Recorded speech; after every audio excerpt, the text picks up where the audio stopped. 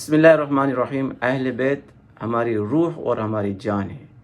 جس طرح اہل بیت کے فضائل اور مناقبت اہل سنت بیان کرتے ہیں اور تسلیم کرتے ہیں اصولوں کی بنیاد پر، اس طرح شیعہ اپنے اصول پر رہ کر وہ بیان ہی نہیں کر سکتے، تسلیم ہی نہیں کر سکتے۔ یہ جامعہ ترمذی ہے، اس کے جلد دوم اور صفحہ نمبر 555 پہ سیدنا علی کے فضائل لکھے ہوئے ہیں۔ اس میں ایک فضائل بیان کرتا ہوں۔ اس کے راوی ہیں حضرت عمران بن حسین فرماتے ہیں، حضرت عمران بن حسین فرماتے ہیں کہ نبی کریم صلی اللہ علیہ وسلم نے حضرت علی کو ایک لشکر کا امیر بنا کر روانہ فرمایا۔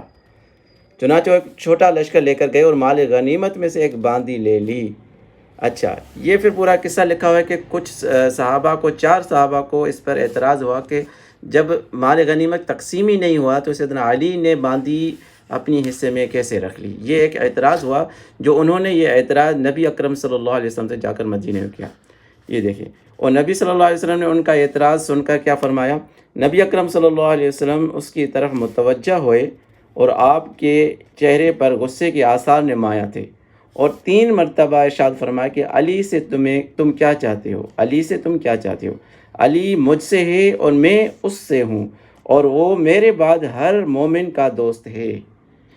یہ فضائل جو ہے نا اہل سنت کی کتب میں ہیں، لیکن شیعہ اس کو اپنے اصول پر رہ کر تسلیم ہی نہیں کر سکتے۔ کیوں نہیں تسلیم کرتے؟ کیوں نہیں مان سکتے اپنے اصول پر رہ کر؟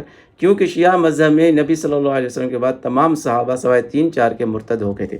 اس وجہ سے جو اس حدیث کا جو راوی ہے حضرت عمران بن حسین صحابی ہے، اس کو شیعہ مرتد سمجھتے ہیں نعوذ باللہ، تو وہ اس حدیث کو تسلیم ہی نہیں کر سکتے۔ یہ اہل سنت ہی ہے جو تمام صحابہ اور اہل بیت کو عزت کی نگاہ سے دیکھتے ہیں، ان کے مناقبت بیان کرتے ہیں۔